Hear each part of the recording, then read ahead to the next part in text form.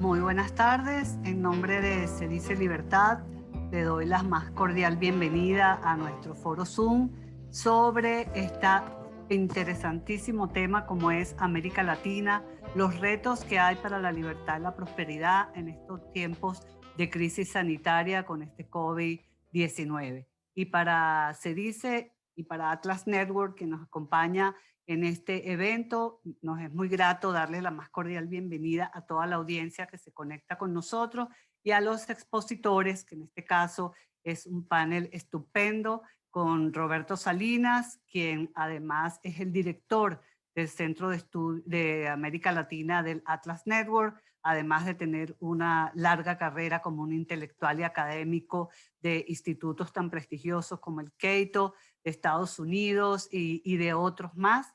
Es un expositor excelente quien nos ha visitado en Venezuela muchas veces y a quien le agradecemos esta oportunidad. Y bueno, y a la profesora Sari Levy, también conocida por todos nosotros, ahora es la presidenta además de la Academia de Ciencias Económicas. La felicitamos por ese nombramiento y además colabora en CEDICE dentro de su comité académico y coordina el Observatorio de Gasto Público de nuestra institución. Entonces, para iniciar esta jornada, vamos a tener la exposición de cada uno de ellos durante 15 minutos para que haya la oportunidad de que los asistentes al evento puedan hacer sus preguntas y resolver sus inquietudes. Entonces, creo que le voy a dar la palabra a Roberto Salinas primero para que nos haga todo el marco de la región que él conoce muy bien, de las cosas que están pasando. Hubo elecciones el domingo en Ecuador, van a una segunda vuelta, pero bueno, siempre en nuestro continente muy movido y será muy interesante conocer las apreciaciones de ambos expositores muy calificados. Bienvenido, Roberto, y te cedo la palabra entonces para el inicio de este encuentro. Gracias. Qué amable, Rocío, muchísimas gracias. Es un gran honor participar en este panel y también, pues, del lado de Sari Levy, una gran amiga y también una colaboradora en diversas iniciativas que hemos llevado a cabo en los últimos años. Se Dice Libertad es un instituto que nosotros admiramos enormemente desde hace muchísimos años. Es para mí parte de un privilegio que una parte de mi carrera se ha desarrollado justamente de la mano de Cedice y pues la amistad también con Rocío, que es entrañable, así como una gran fuente de motivación de cómo sí podemos salir adelante, que es un mensaje al que voy a regresar en un momento. Caray, pues tratar en 15, 20 minutos el tema de los desafíos de la libertad y la prosperidad en nuestra región en épocas de COVID es quizá heroico, pero creo que sí podemos puntualizar algunos temas importantes en torno a lo que se nos vino encima en el 2020 y cuáles son los retos que encaramos ahora en el 2021 y más adelante. Sin duda alguna, el 2020 fue un annus horribilis, como varios han caracterizado. Algunos lo llamaron un verdadero cisne negro. El propio Nassim Taleb desmintió el hecho, el que escribió el libro El Cisne Negro, desmintió que era un cisne negro, no era algo que era predecible, inesperado en la forma en que nos cambió el mundo y nos cambió la realidad de la noche a la mañana, algo así como si entráramos a un episodio del programa este de The Twilight Zone, en donde verdaderamente se congeló la realidad y recordamos sobre todo aquellas imágenes a mediados de marzo, finales de marzo, en abril, a través de todo el mundo, misas papales, desde el Vaticano, absolutamente sin simplemente nada más estaba el Papa. Todas estas imágenes creo que van a quedar con nosotros durante muchísimo tiempo. El coronavirus se sumó a lo que se dice se ha llamado otro gran virus, el tiranovirus, que es una tendencia que lamentablemente en América Latina el crecimiento de la autocracia y el deterioro de las instituciones democráticas, del concepto de lo que es la democracia liberal, de saber escuchar, de poder convivir en paz aunque tengamos diferencias de opinión, es algo que lamentablemente, sobre todo en los últimos 5 años, vemos una creciente polarización, vemos un enojo que prácticamente se ha institucionalizado en la plaza pública y ciertamente en la forma de hacer política de parte de resurgimiento de lo que Tom Palmer en Atlas ha llamado una ola creciente de populismo y liberal. Y creo que este es algo muy importante porque el coronavirus y el confinamiento llegó a acrecentar justamente las autocracias y el deterioro de estas instituciones democráticas. Creo que lamentablemente el 2021, ciertamente en varios de nuestros países, va a ser un poco más de lo mismo. El año nuevo lo celebramos como qué bueno que ya se fue el 2020 y como que con buenos ánimos y con buena disposición y con una esperanza cautelosa, pero sin embargo vemos que con las nuevas cepas, a pesar de la vacuna, sigue existiendo una gran cantidad de incertidumbre y también un modus operandi en nuestro comportamiento como seres humanos, en donde preferimos errar por el lado de la cautela y quizá quedarse en casa y quizá no regresar a ese activismo y esa normalidad que tanto desearíamos. Entonces, falta ver qué pasa en el 2021. Yo en lo personal sí pienso que va a haber un cambio muy importante una vez que tengamos ya a varias de nuestras poblaciones en un importante porcentaje ya vacunadas. Tendrá un efecto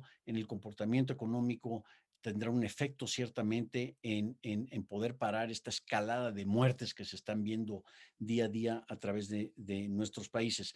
Y yo que estoy en México actualmente, les puedo contar que sin duda alguna este es el peor país en América Latina en torno a los efectos del coronavirus y donde hay una gran cantidad de mentira y de manipulación política alrededor de la información que se le está dando tanto al mundo como a el pueblo mexicano. Ya la norma aquí, la regla matemática es multiplícalo por lo menos por 3. Entonces, lo que te dice el gobierno, lo que te dice el doctor López Gatel, el SAR del coronavirus, el SAR anticoronavirus, tenemos que multiplicarlo por 3.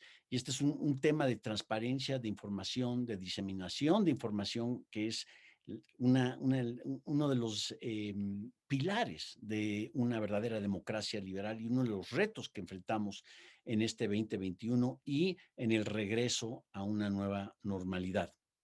Ahora bien, creo que podemos hablar en términos muy generales de 3 grandes efectos que tuvo la pandemia.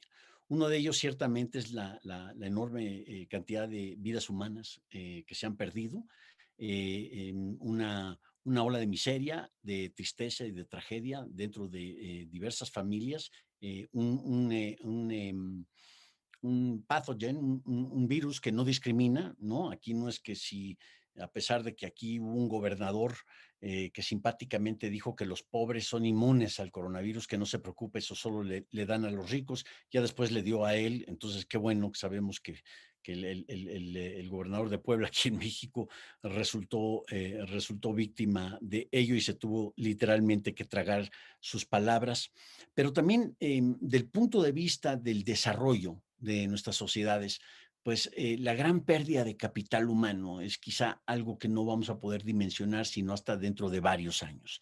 Y esto es algo que hay que tener muy presente en la medida que varios autócratas, también varios con pretensiones políticas o varios de aquellos expertos que presumen una especie de monopolio sobre la verdad, empiezan a inundarnos con toda clase de varitas mágicas y soluciones fáciles. No es el caso que todo se puede reducir y podemos lograr una recuperación V así simplemente obedeciendo a rajatabla lo que nos dice un epidemiólogo o un economista o un político o alguno que pretenda ser un experto y que asuma ese papel que criticó tanto William Easterly de la tiranía de los expertos. Es un fenómeno que tenemos que tener muy presente y criticar en todo momento. Entonces, bueno, ese fue un efecto. El otro ciertamente ha sido el efecto económico, que es fascinante de tratar porque, como diría la economista en jefe del Banco Mundial, Carmen Reinhart, cubana americana,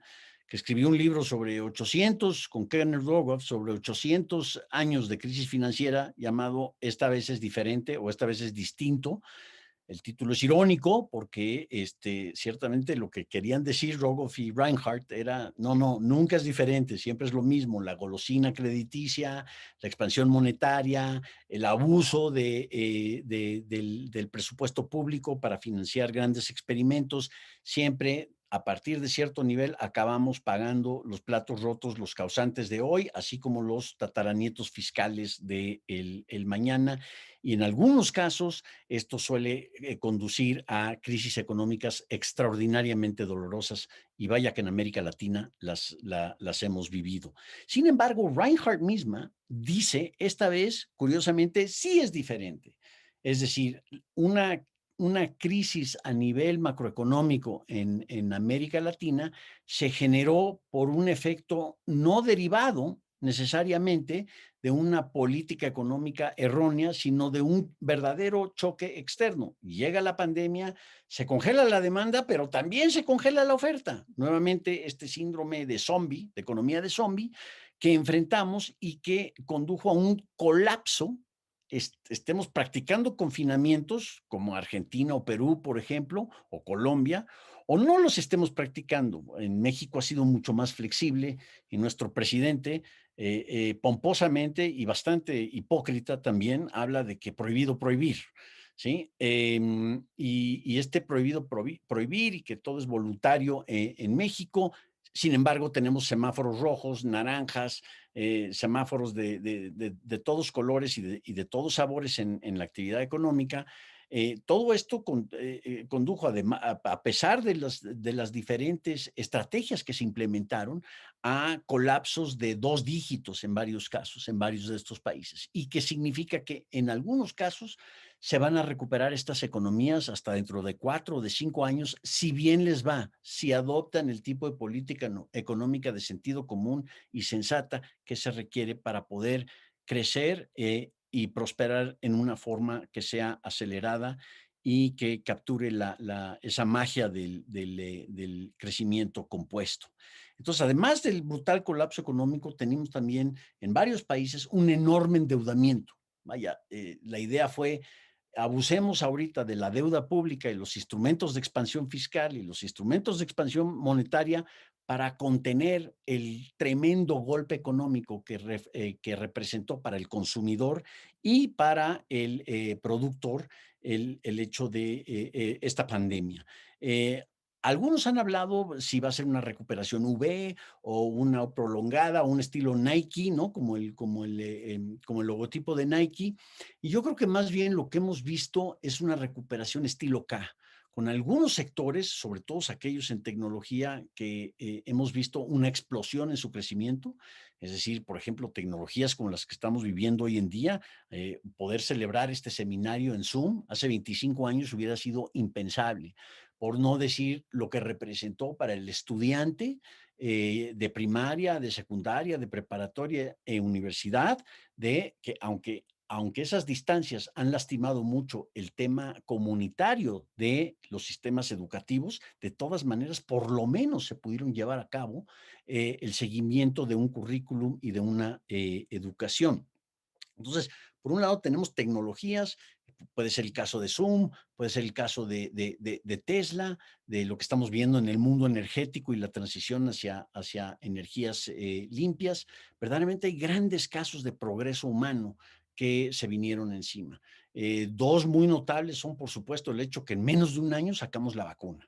Y el otro, es tremendamente interesante ver cómo en nuestros países latinoamericanos se está empezando espontáneamente, independientemente de nuestra orientación política o ideológica, se está empezando a recurrir a sistemas monetarios alternativos, que suena más aburrido, pero creo que es más justo que las llamadas criptomonedas, que son monedas, no son cripto, ya propiamente si Elon Musk le está metiendo la cantidad de inversión que le está metiendo a Bitcoin, por ejemplo, si en Cuba, en Venezuela, en Argentina, en México ya se utiliza Bitcoin como un medio de pago y un almacén de valor, pues ya debemos realmente entrar al debate de que esto no es solo un activo, ¿sí? Que surge por ahí, que a ver si invertimos y nos sumamos a la ola de Bitcoin. Sí, es un activo altamente especulativo, altamente volátil, pero poco a poco se está convirtiendo también en un medio alternativo de pago. Y este es un gran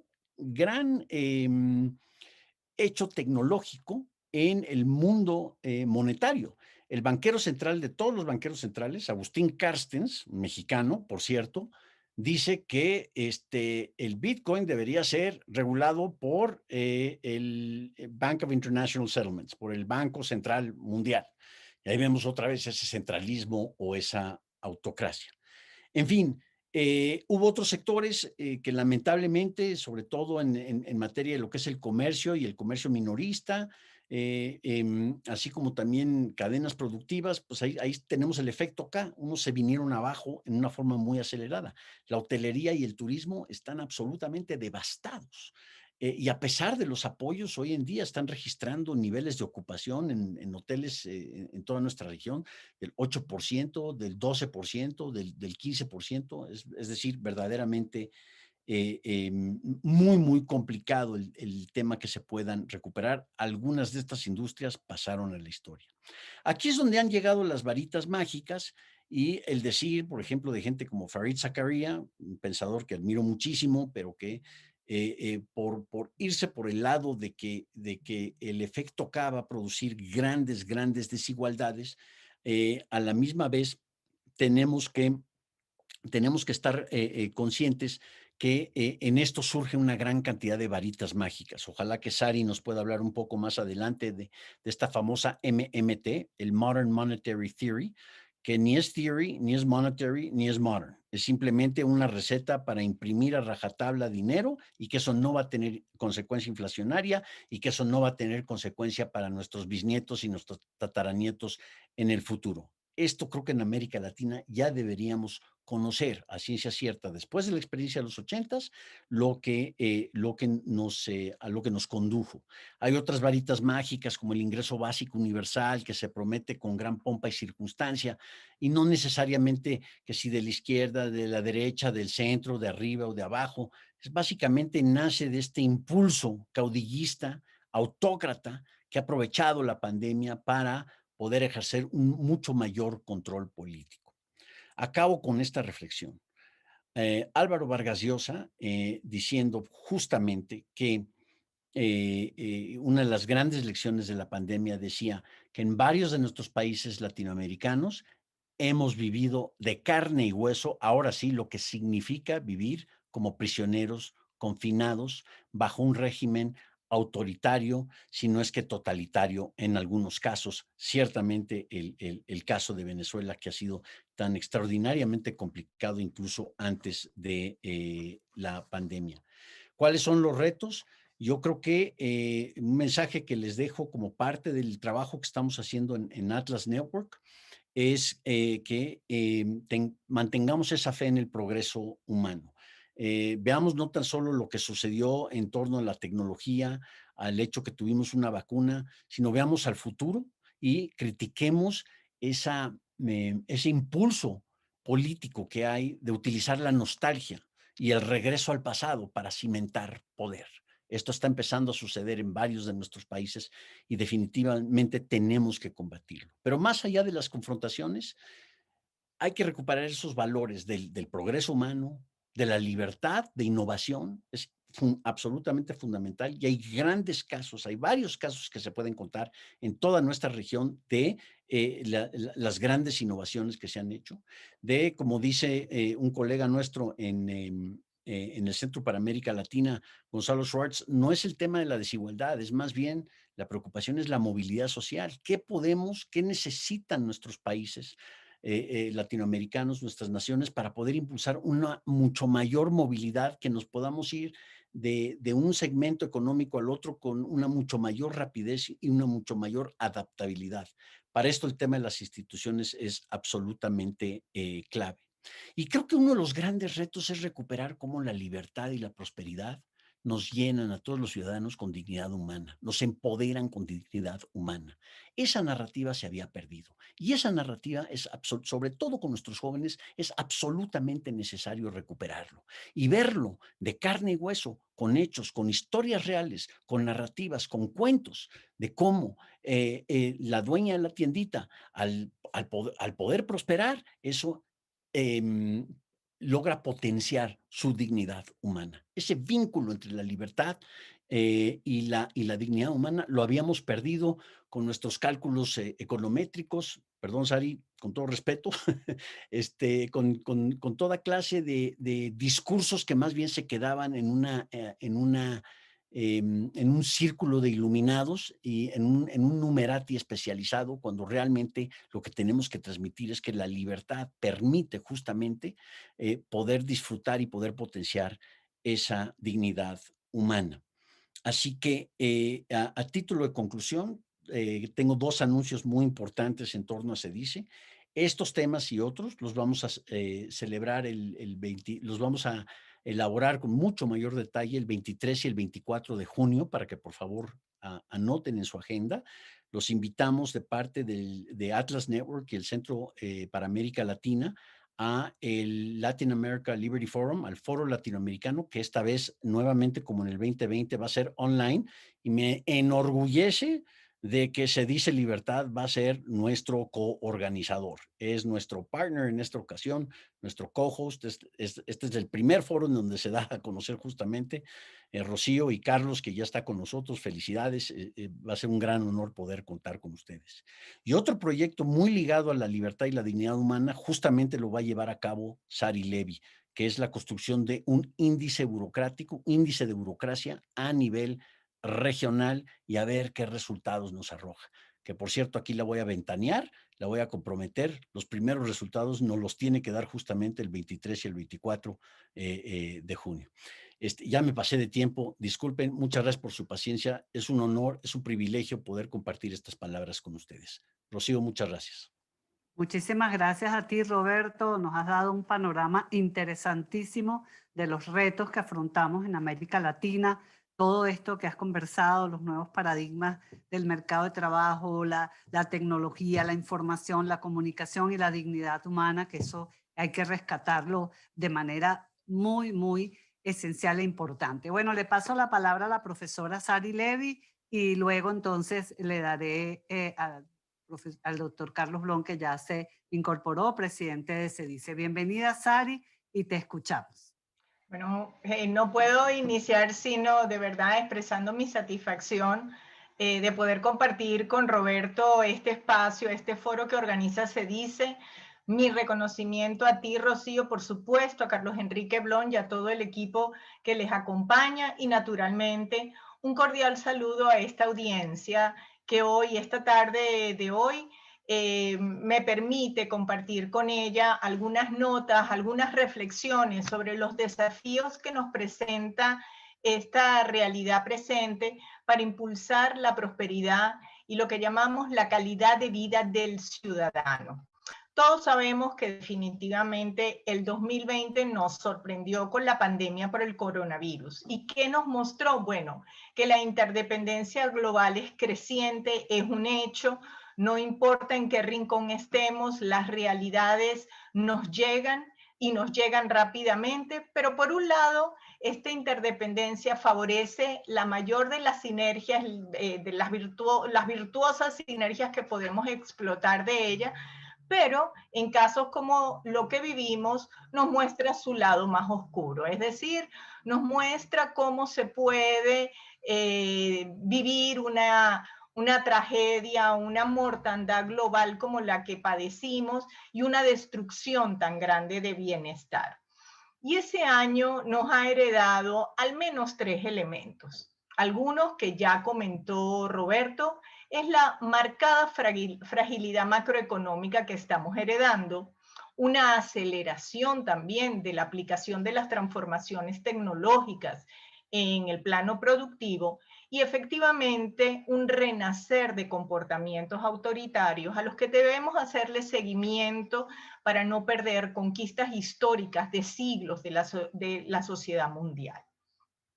Pero empecemos recordando que tras declararse la pandemia, las políticas adoptadas por los distintos países no fueron iguales, o sea, no hubo una política uniforme globalmente. Algunos países apostaron por la conciencia ciudadana y por el logro de lo que se denomina la inmunización de rebaño. La mayor parte de los países definitivamente se orientaron por políticas de confinamiento y otros, como ya dijo Roberto, incluso negaron la necesidad de mantener el distanciamiento interpersonal. Algunos se apoyaron en las innovaciones tecnológicas para ver dónde emergía o dónde surgía la enfermedad y a las personas con las que habías tenido contacto, y otros se decantaron por la aplicación de test masivos. Por supuesto, había los países que no hicieron nada. Y si bien en los primeros momentos la atención se centró en el contagio interpersonal de la enfermedad, las políticas de confinamiento rápidamente hicieron que la crisis pasara de la dimensión de salud a la dimensión económica, con el impacto socioeconómico que ellas tuvieron. Entonces, rápidamente tuvimos un shock de demanda producto del confinamiento, que fue el prescrito, y un shock de oferta por la disrupción productiva. Esto definitivamente tenía que hacer mucho más nefasta, deleteria en términos socioeconómicos el impacto de esta pandemia. Entonces lo que se hizo fue tratar de compensar o minimizar los efectos negativos de este confinamiento. Entonces, a partir de ahí se empezaron a aplicar políticas fiscales y monetarias. Obviamente la capacidad de acción dependía de la fortaleza de la sanidad del fisco del país del que estuviéramos hablando y, por supuesto, las estrategias que se habían considerado. Entonces, por ejemplo, nuestra subregión, los países latinoamericanos ya arrastraban tasas muy bajas de crecimiento económico. Recordemos que entre 2004 y 2019 la tasa de crecimiento fue del 0.3% y justamente en el año 2019 fue del 0.1%. Es decir, prácticamente como conglomerado la región no creció. Entonces esto situaba a todos estos países en un punto de partida difícil cuando aparece el COVID en el horizonte. Súmese a ello la marcada contracción en el año 2020 y definitivamente lo que se nos proyecta no es nada alentador. Ahora, si bien en términos globales se podría decir que la recuperación de la crisis provocada por la pandemia no ha sido todo lo grave que ha podido ser, porque déjenme decirle que habíamos hecho cálculos realmente preocupantes, mucho más preocupantes incluso de los efectivamente realizados, también es cierto que la dispersión de resultados es enorme. Entonces no es lo mismo aquí ver el promedio que ver a cada país o región en particular. En términos generales, hemos tenido un incremento brutal de gasto junto con una reducción de ingresos por recaudación. Y entonces, cuando hablamos de deuda pública mundial, estamos hablando que ha alcanzado su máximo histórico y supera incluso el 100% del PIB. Es decir, la deuda pública global es igual al tamaño de la economía mundial.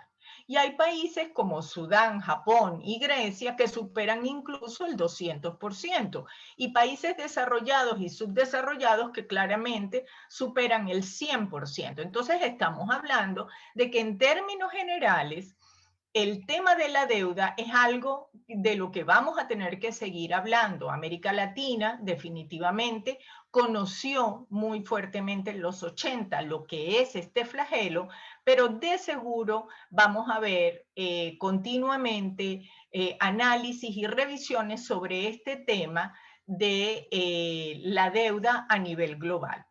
Como bien se dijo, y lo dijo Roberto de forma muy clara, es muy fácil gastar, pero sabemos que eso lo van a pagar las generaciones futuras, y es ahí donde comienza el debate sobre la responsabilidad intergeneracional acumulada sobre la deuda.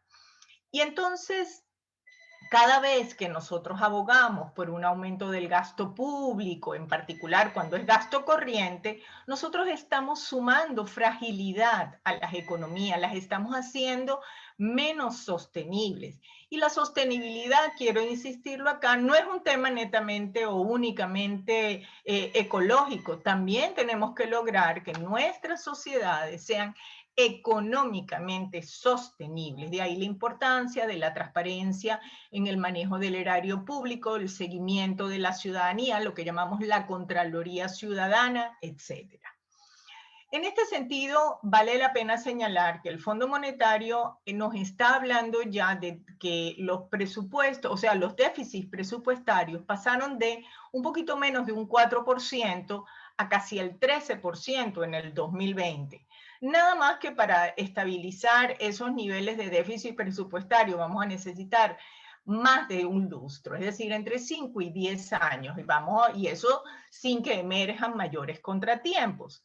Y todo esto se da en un entorno de tasas bajas de crecimiento, donde la mayor esperanza es que el 2021 logre al menos compensar la contracción del año 2020. Y obviamente que las desviaciones en esas compensaciones sean las menos posibles, cosa que lamentablemente no creemos que pueda suceder. Entonces, si esta situación económica que podríamos llamar de la esfera real de la economía es crucial en el impacto social de la pandemia y que se observa claramente cuando nosotros vamos a revisar las cifras de empleo y pobreza. Todos sabemos que a los pocos meses de que estalló la pandemia, las tasas de desempleo se dispararon. Y aunque en los países desarrollados estas tasas han ido cediendo, no pasa así en otras latitudes. En particular en nuestra región, la informalidad, como sabemos, es bastante elevada y el desempleo no ha logrado ceder lo suficiente. Además, hemos observado un descenso en el número de horas laborales, lo cual nos habla de una reducción de ingresos del ciudadano y por ende del deterioro de la calidad de vida. Luego, hablando del otro gran tema que es la pobreza, se plantea que entre 90 y 115 millones de personas adicionales van a entrar en pobreza extrema en el año 2021, lo cual va a depender obviamente de la capacidad de recuperación económica que tengamos. Vemos cómo rápidamente con una crisis de esta índole se ha perdido mucho de ese esfuerzo que se había cosechado por décadas de la lucha contra la pobreza.